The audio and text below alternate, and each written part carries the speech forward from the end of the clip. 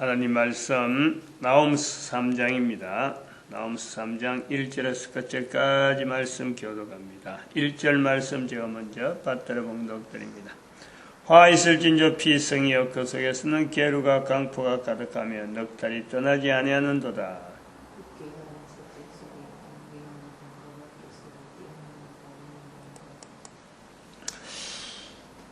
나홈스 3장 1절 화 있을진저 피성이여 이 대상을 어디로 잡느냐?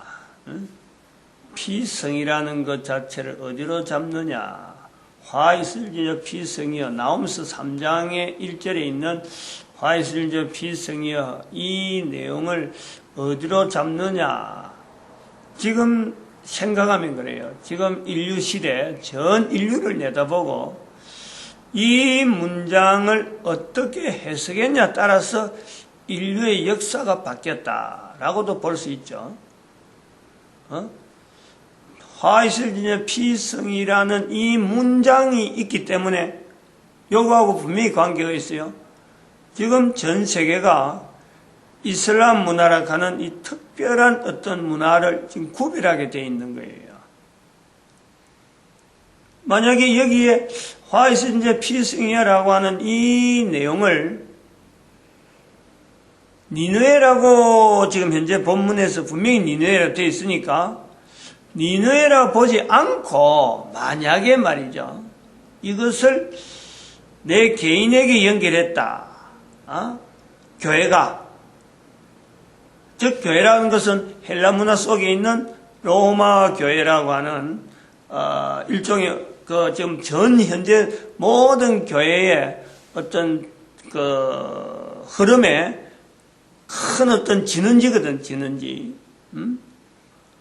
교황이 1096년에 십자군 전쟁을 일으키지 않았더라면 하는 것이 있어요. 1096년.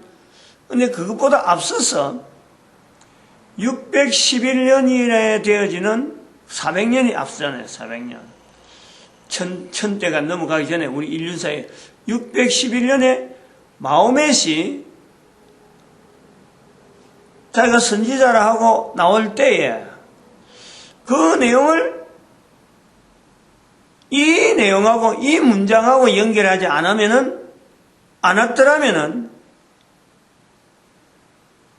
니느웨라고 구분되어지는 이 경계선 자체를 로마 사회가 가지고 있는 로마 제국이 경계를 하면서 하나의 어떤 제국을 형성하고 있는 데에 교회가, 로마 교회가 천주교, 기독교는 아직 나올 생각도 못하고, 개신교는 나올 생각도 못하고 있을 그때에 개신교는 그것보다 1000년 후에, 그보다 1000년 후에, 611년에서 1000년 후에 1517년에 종교개혁 이렇게 해서 하나의 분리되는 현상이 나오니까 그러면 그때에 마호멧이 활동할 때에 그보다 조금 있으면 이제 사라센 제국이 나옵니다. 그 사라센 제국이 나오기 전에니까 아직 로마 제국하고 적대적인 관계는 되지 않고 교회가 결정하는 것 따라서 이 로마 제국의 어떤 정책에 변화를 줄 수 있는 때예요. 연대가 아주 중요한 요소가 있는 거예요. 사건이란 연대에. 마호멧이 활동을 할 때 그 활동을 보면서 로마 제국 안에 있는 교회, 그때에 그 전에 이미 431년에 네스토리우스파를 이단으로 정죄하는 이런 정죄 활동이 로마 제국 안에 막 생기는 거예요.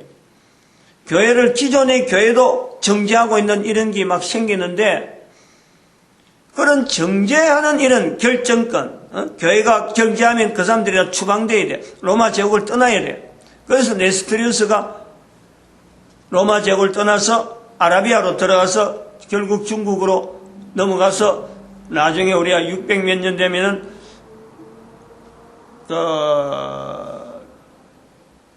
당나라에 우리나라 옆에 있는 당나라의 장안에 중국의 장안에 도시에 있는 장안에다가 그 하나의 큰 어떤 그 기독교 형성을 일으킨 경교라고. 그러면은 이런 그 분위기 있을 때 아직까지 이슬람의 어떤 제국이라 할 수 있는 사라센 제국이 아직 구라파에서 넘어오기 전에, 저 스페인을 돌아오는 이런 어떤 전쟁이 있기 전에, 한 100년 전에 있어지는 그 분위기에서 이단으로 정죄해서 이런 결정권을 가지는 교회의 힘이 있을 적에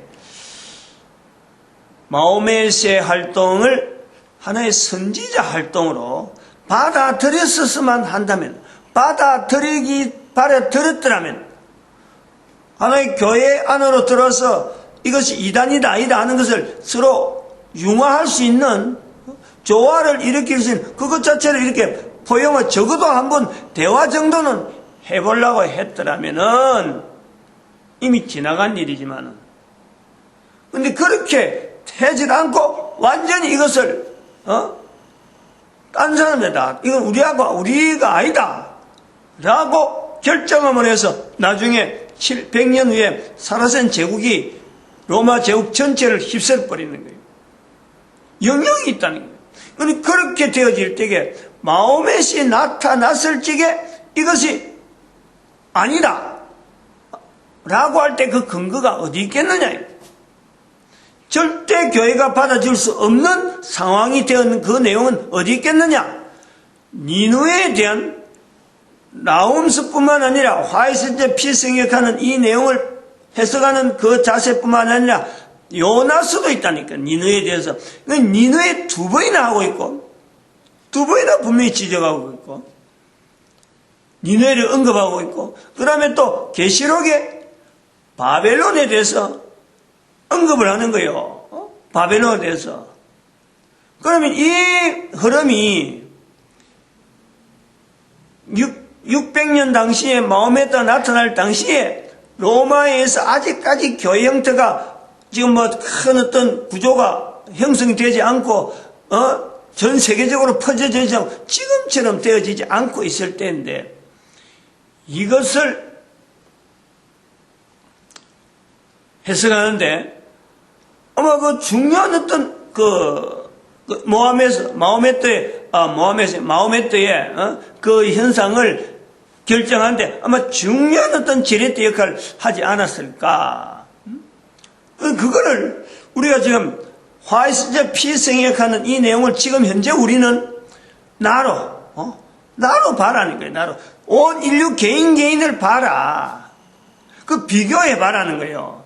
그때에 이 해석을 했더라면은 온 인류는 어떻게 됐을까? 마호멧을 하나님은 분명히 감동하실 수 있다. 오늘 나를 감동하듯이 마호멧을 얼마든지 감동할 수 있다. 내가 어떻게 믿는다? 나는 이렇게 믿는다. 마호멧이 말하는 내용하고 당시에 교회가 말하던 내용하고 내가 믿는 내용하고 이게 절대 동일할 수 없어요. 말은 우리가 비슷한 말을 한다 하더라도요. 절대 동일하지 않아요. 그러나 하나님이 보실 때에 나나 마호멧이나 당시에 교회의 지도자들이나 하나님 보실 때에는 이 세 전체에 대해서 하나님은 동일하게 피성으로 본다는 게 피성. 화 있을진저 피성이여 봐요. 교회 역사를 지금 다시 보면은 거꾸로 지금은 이제 우리가 당시의 교회를 보면요. 313년의 교회, 정말 로마 교회라고 하는 그 교회의 형태를 지금 보면요. 그게 바벨론이에요. 바벨론.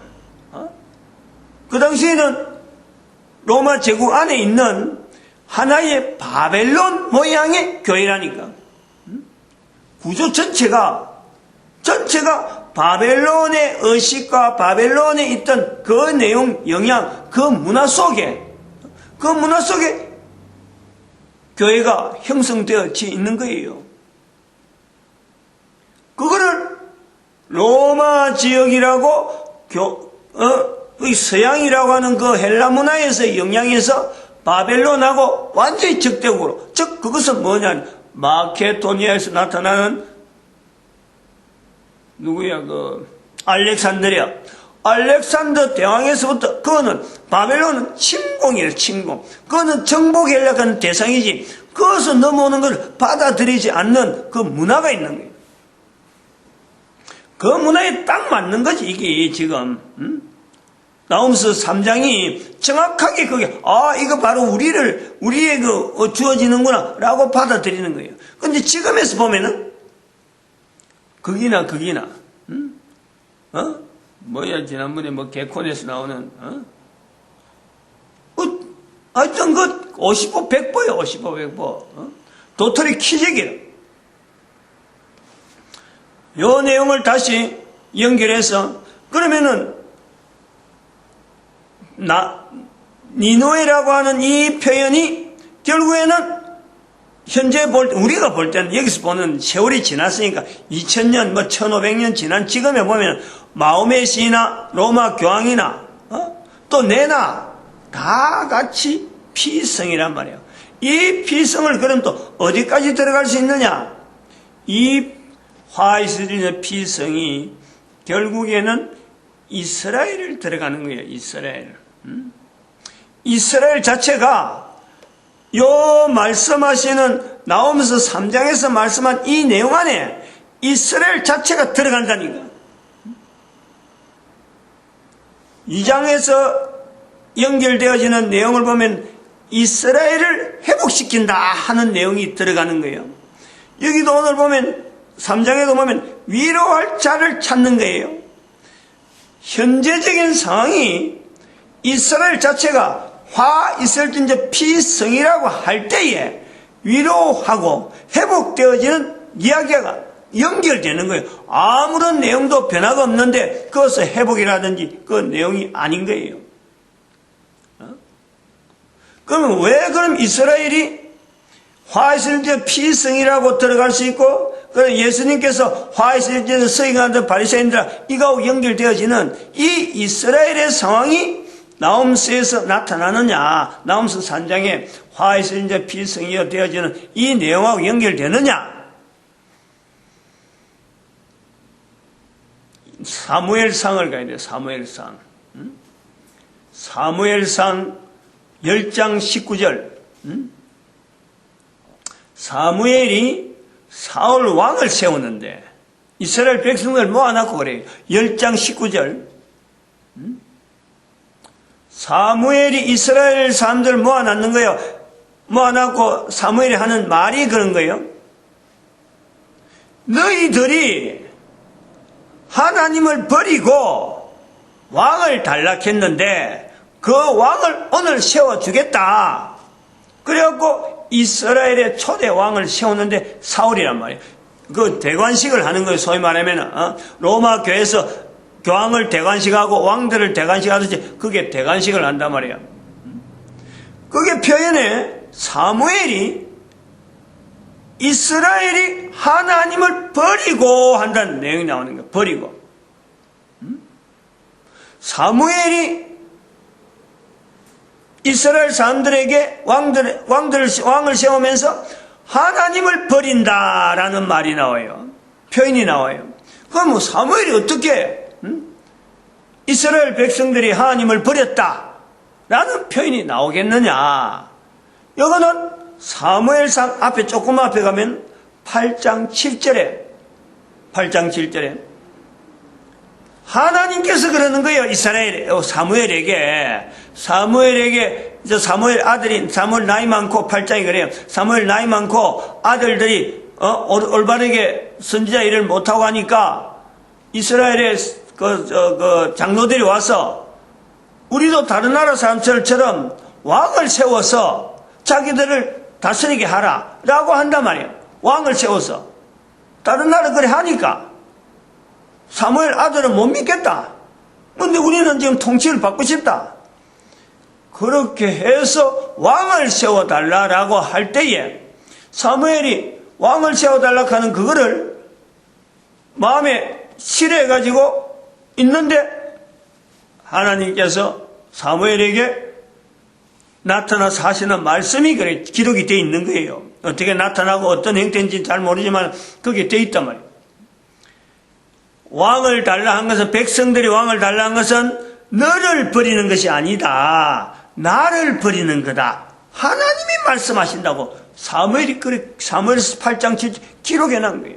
그 기록을 사무엘은 근거로 해서 자기에게 하신 말씀을 근거해서 백성들에게 왕을 단락하는 것이 하나님을 버리는 거다라는 것을 공포하는 것이 사무엘상 10장 19절에 드러난 거예요. 나타난 거예요.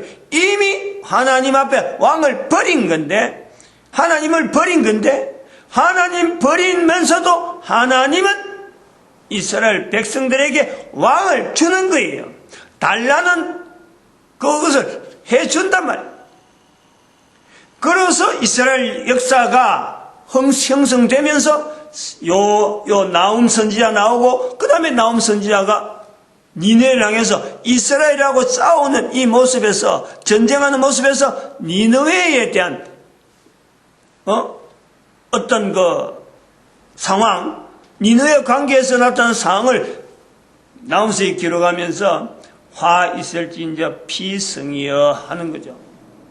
이 화 있을진저 피성이 그대로 예수님 오셔서 화 있을진저 서기관들과 바리새인들아, 하나님이 이스라엘 백성들에게 말씀하시기를 사무엘에게 나를 버렸다, 하나님을 버렸다. 그러면 이걸 한번 봐봐요. 이스라엘의 역사라는 것은 하나님을 버린 이스라엘 역사에 하나님을 버린 인간들, 하나님을 멀리 떠난 인간들, 화 있을진저 피성이 안 될 수가 없는 거죠. 똑같단 말이에요.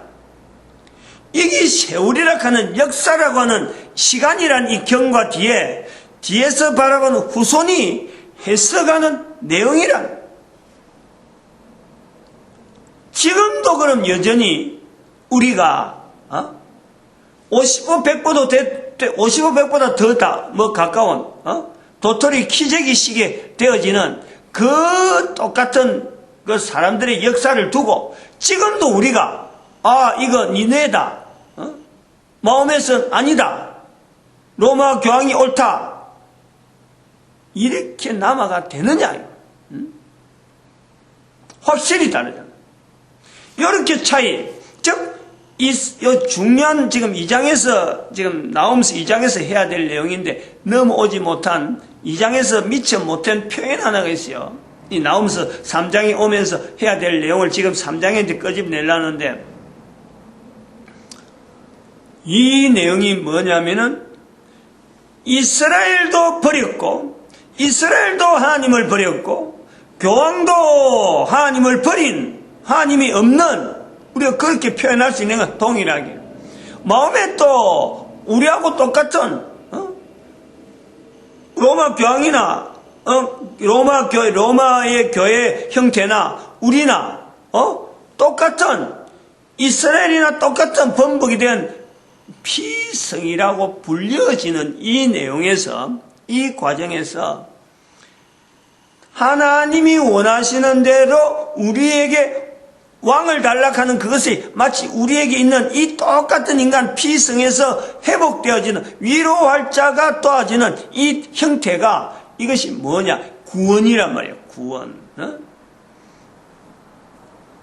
그 구원을 하나님은 이루어 주겠다. 즉 왕을 세워주시는 하나님의 그 섭리에서 사울을 보내주는, 위로할 자로서 보내주는 구원의 분명한 방편이 되어지는 약속, 그 약속을요 새 계명이라는 거예요. 새 계명, 새 언약이란 말이에요. 새 언약.